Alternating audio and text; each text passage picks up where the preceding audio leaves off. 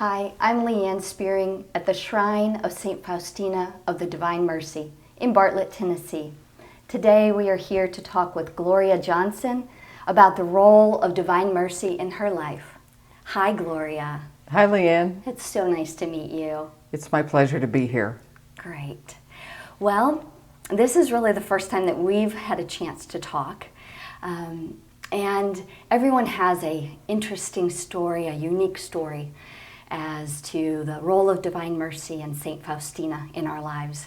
And so I'd like to know more about your story, how St. Faustina and you have worked together to bring Divine Mercy into the world, into your little space. Okay. Where would you like to begin? I will begin at the Church of the Nativity when I attended morning mass. Not sure what year it was. But anyway, after Mass, we would sit in Stelling Hall, we'd drink coffee. Well, it was a Friday, I remember. Father Mike Morgera said Mass. Yes. And Gay Bergantz brought in a box of books. And she started passing out the books. The books were the Diary of St. Faustina. Mm-hmm. So that was the first time I had heard of St. Faustina. I heard of Jay Hastings and his involvement with the shrine. And I started... This local shrine here. Yeah, in the Bartlett. local shrine in Bartlett. Yes. And I started reading the diary. And I was transfixed by her interactions, her mystical interactions with Jesus. It was amazing to me. This young, she was sickly, poor, and she would see Jesus, and they would talk, and he told her, "You are going to bring this message of mercy to mankind before the final days." And I was just so interested. Well, Father Mike Morgera started, I guess it's like a cynical, a group on Friday mornings where he would read from the diary. Well, first we would pray the Chaplet of Divine Mercy. Then Father Mike would read from the diary, and then we'd have just a free-form discussion and questions. And that enlightened my heart a lot. And I was so enjoying that. And what was it that you think was really enlightening you? Was it the words of the diary? Was it the fellowship? Was it the chaplet? I mean, what really... And what was going on in your life at that time that you were so receptive? That's a good question right there. I was really thankful for the mercy. This is like another chance. Jesus was giving us another chance. This is it. He was telling us, please be receptive to my mercy. And at that time in my life, things were not going well. My husband had been laid off from his job of 20 years. Mm-hmm. I was not working, so we were struggling financially. Mm-hmm. And then I noticed my husband's health was deteriorating. He was not getting any interviews. He was getting despondent. And then I was too. Sure. And it got to the point where I just kind of drew away from the church. In fact, somebody gave me St. John of the Cross, The Dark Night of the Soul to read, mm-hmm. saying that it sounded like I was in a dark night, and I tried to read it, and I just couldn't even focus enough to read it. And one day I was sitting in Mass on a Sunday morning. I don't think I was even listening to the gospel. I was just counting the different shards of stained glass behind the altar. And before the priest started his homily, I just said to myself, God, I don't even know why I'm here. And I got up and I walked out. And I didn't go back to the Catholic Church for many years after that. But here is where God's mercy kicks in. A dear friend who lived across the street, she knew our struggles. She was a dear friend of the family, and she kind of took me under her wing. She said, Gloria, why don't you come Sunday night to my Bible study at her church? And it was actually a church in our neighborhood. Okay. And I did, reluctantly, but I got to really love studying the Word of God. I found out that I had a true love and a hunger for the Word of God. And that was a great example of divine mercy right there. Yes. God kind of kept me under his wing in a way. Fed you when you weren't even sure Yeah. where to go or really find direction or meaning in what was happening in your home. Exactly. And so I ended up staying at that church for about 3 or 4 years. Okay. The church did dissolve, unfortunately, and then I was set adrift again. At that point, well, I was at that church. I did have a job, but my husband had then become disabled. So that's when I kind of started the caregiving journey. Not a lot, just a little bit. He needed some help with things, and he couldn't do certain things. And so that started. And then I was without a church again. And so help us understand when you were talking about the cynical and praying the chaplet with Father and your colleagues or your friends, was that before all of this or in the middle? Or It was actually before. Okay. So some of those the seeds. cynical stopped because Father Mike got transferred to another parish. Okay. So there was no more cynical.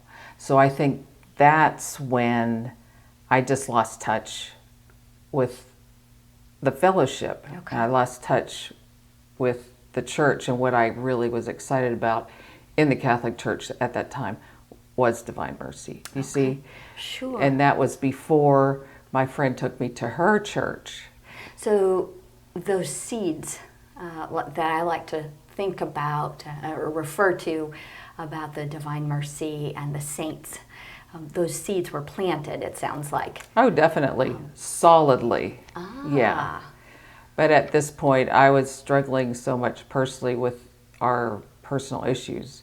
Sure. That unless you've been through it, you just kind of have to throw off a lot of things that you believe in and just your struggles in the moment. And it was a faith experience.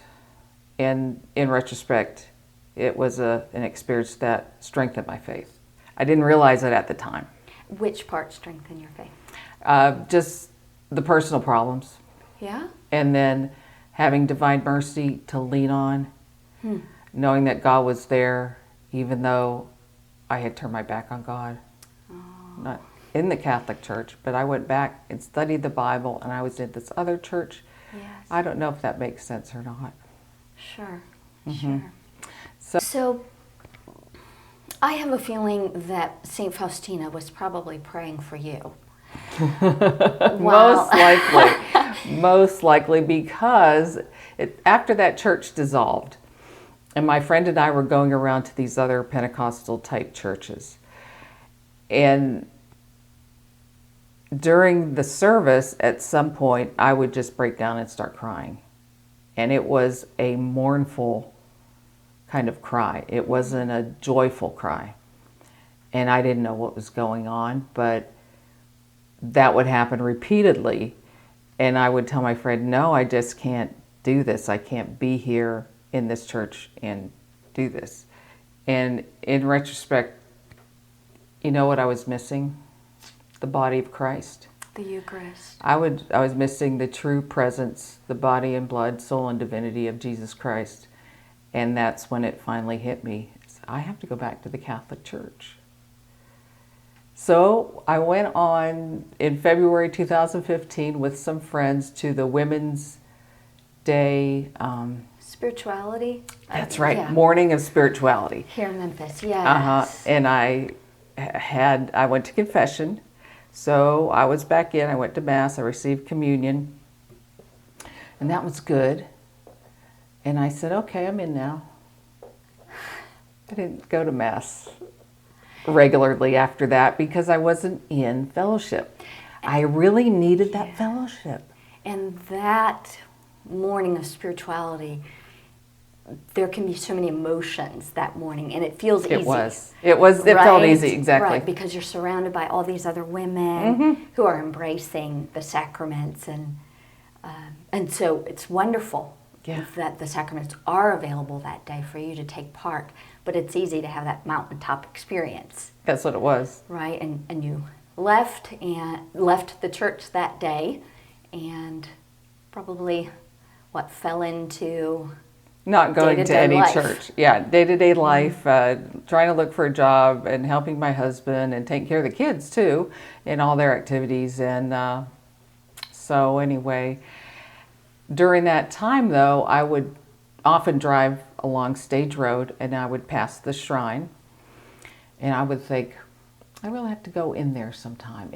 It drew me. Did you know what was in the shrine? Had you been in here before and been familiar? Maybe once or twice, but not really. Okay. I hadn't been around enough. But I just knew in my heart with the confidence that you can only get from God is I needed to be there. And this is where God wanted me to be. So my dear friend who I'd been helping a lot at that time because she was sick and my husband was sick. So I was kind of busy and then she moved away. And so I had some time. And I said, okay, this is my time. And I was in line at the bank and I said, after this, I'm going to go to the shrine because it was a Wednesday and I knew they had confessions. Ah, yes. So the line was long and slow.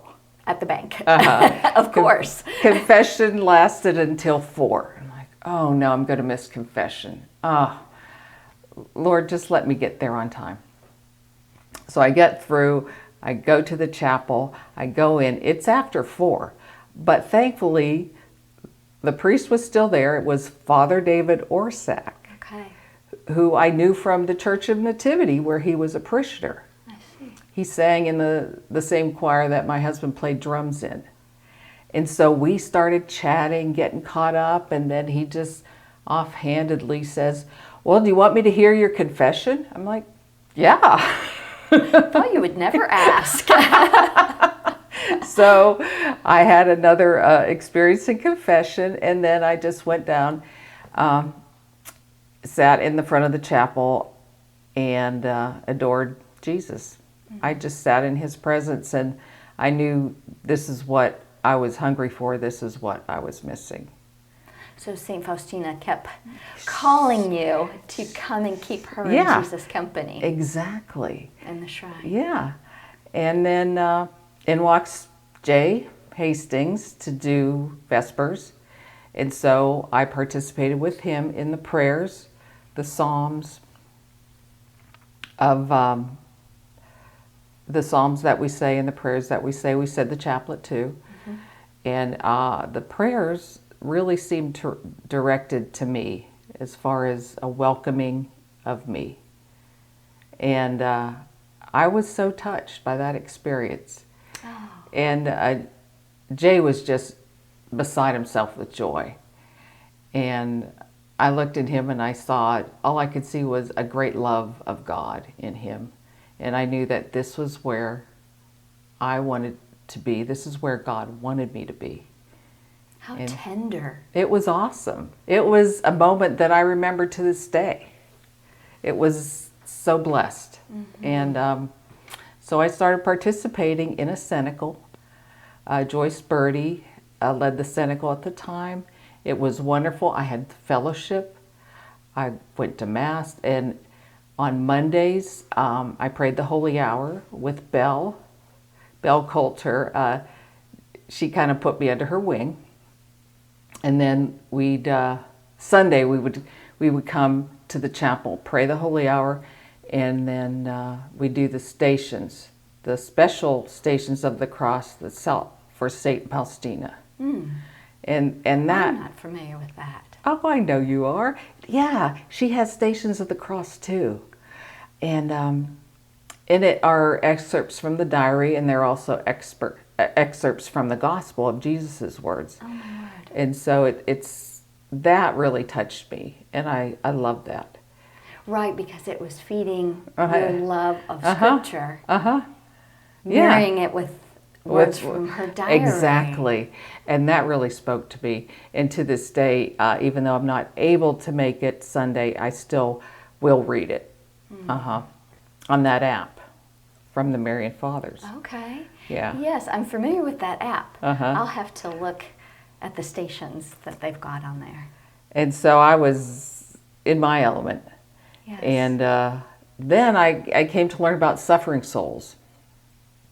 And there were special people among the groups that chose to be suffering souls, that they would offer up their suffering, put it on the cross for Jesus, for the prayers, for the needs of the church, for the poor, for the sick, for the dying, for the conversion of souls. So there was actually one in our group. She was a wonderful, beautiful woman. She didn't come much to the group, of course, because she was sickly. But so I learned a lot about suffering souls. And at that time in my life, I was becoming more and more of a caregiver to my husband. And I was empathizing with his pain. I was watching him decline, so there is grief there. And then there is just mental, physical, emotional weariness. Sure. And I felt to become a suffering soul then and offer up my suffering. And I guess that was in 2019, yeah, in the fall. And so I started that road. And I was still pretty miserable. But I kept praying. I kept going to the chapel. That's what brought me, the light of God. I felt so much meaning when I was there, and purpose. It really is important to me. And so here comes 2020, and it's COVID. And my husband's health gets worse. He has another serious diagnosis. He ends up in the hospital, then rehab, and then all of a sudden, I don't have my fellowship. Right. The cynical group, we didn't meet anymore. Remember, we couldn't go to Mass. Right. There was no Mass. There was no Holy Communion. I think there was confession. Father Ernie had a drive-through confession at one point. I don't remember heard of that. What part of the year that was. Right. So that was pretty interesting. But I just fell apart. Without access. Yeah, I didn't have access to Jesus. In the Eucharist, in the sacraments, in the chapel and adoration, in worship. And that's when I just broke down. I was at adoration, my usual Wednesday night adoration. And I was so miserable and unhappy. My husband was so sick. I didn't have any hope. I did not have any hope for any happiness at all. And before that, I wasn't even brave enough or courageous enough to pray for happiness. But I knew in my heart that if I asked St. Faustina, she would help me. Because I read this book Jay gave me, Loved, Lost, and Found. They're conversion stories, okay? About how St. Faustina changes people. Well, you remember Maureen Deegan and St. Faustina healed her lymphedema and healed her son. And that miracle helped Sister Faustina become St. Faustina, okay? So here's what she tells Maureen. They're praying the Chaplet of Divine Mercy. It's Father Seraphim, her husband, herself, and a friend. And she's saying that Father Seraphim suggested we pray the Chaplet of Divine Mercy for a healing. And Maureen says, I thought, healing, whatever. This is something you read about in the Bible. It doesn't really happen. But I'll go in and go through it just to make them happy. Then inwardly she heard Sister Faustina say, if you ask for my help, I will give it to you. And that's what I remembered when I was kneeling in front of her relic. That phrase came to my mind. And I said, okay, St. Faustina, I'm asking for your help. I need the graces to believe that I can be happy as a caregiver. I need God to show me how to be happy as a caregiver. I need those graces, and I am begging for them. And I was pleading, I was begging, I was crying. I just offered it up. And I said, and then I went home. So 3 days later, I'm on Facebook and scrolling through the caregiver pages because, believe it or not, I really didn't think of myself as a caregiver at that time. So I never took the posts very seriously. I'm just scrolling along. This is 3 days later, and I see a post, and it says, has anyone ever told you that caregivers can be happy? And I thought, this is an answer to my prayer. And it was a woman named Tanya, and she was doing a pilot study, and it was called Changing the Emotions of Caregiving. I contact her immediately over message. She responds immediately. We meet up on Zoom. She lives in Israel. Oh my goodness. She is Jewish, but I don't think she practices, but she has Passover and stuff, but she's also Buddhist. So here I am talking to this person on the other side of the world, and she's interviewing me to see if I would work for her program. And apparently I was miserable and desperate enough that she wanted to see how ready I was to change. You really have to be ready to do something like that. So we worked probably 3 or 4 days over Messenger, and I started working on changing my emotions from the tedious thoughts of hopelessness and misery and all this sickness to, I don't have to think this way. My life does not have to be this way. And she gave me so many interesting articles and TED Talks and films about the brain and how it works and how it affects the body and the emotions. And it's so interesting. I can't go into that right now. That's not part of the story. But anyway, that's how God answered my prayers. I learned how to be happy. I forgot the anger and resentment. I didn't even talk to you about that. And I became, there were actual moments of joy in my day now.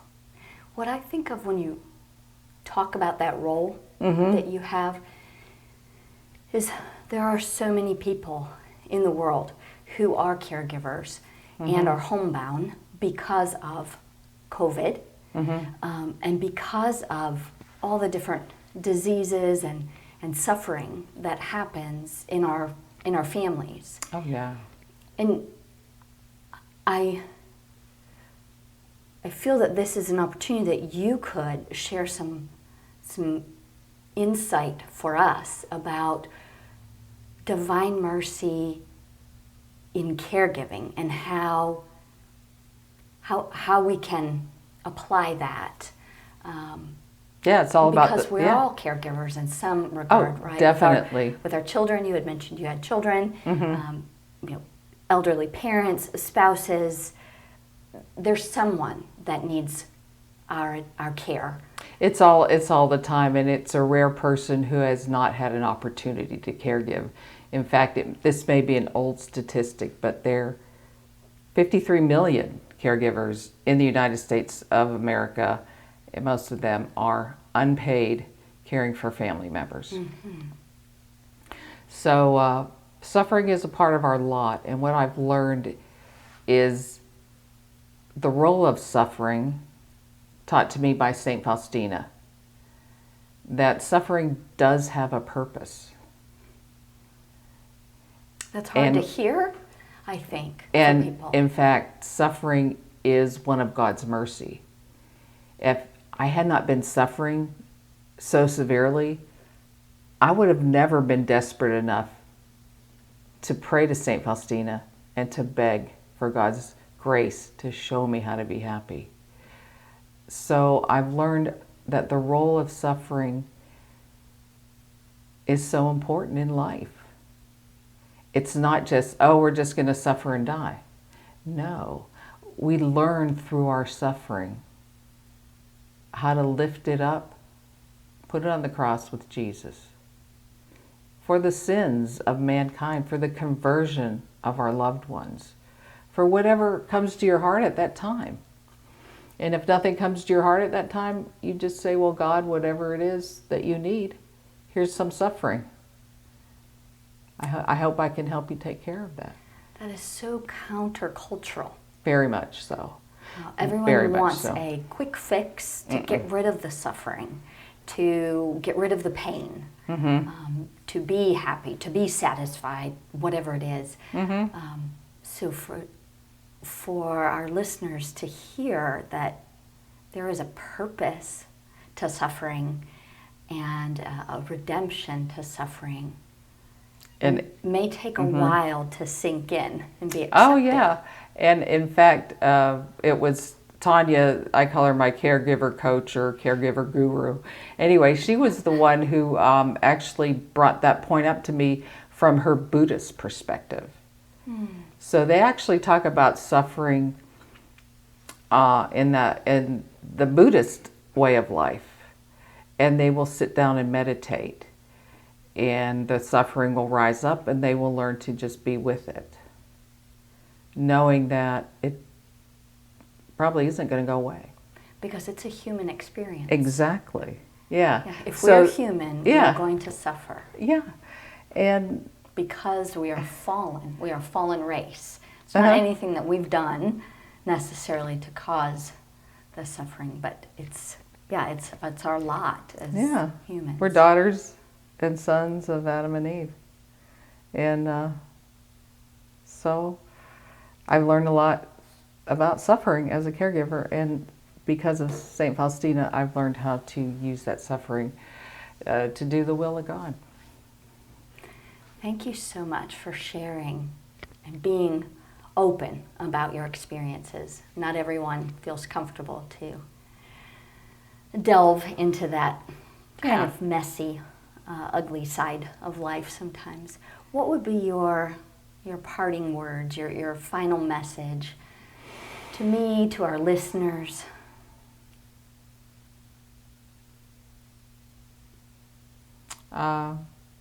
Don't run away from the hard things.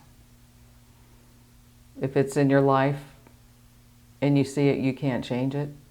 It's time to accept it and use it to help you get closer to God and eventually to do the will of God. And that's it. Gloria, thank you for helping us through these human experiences and understanding that we can have some happiness and some purpose. You're welcome, Leann. It's been my pleasure. It was so nice to talk to you today. Thank you. You're welcome.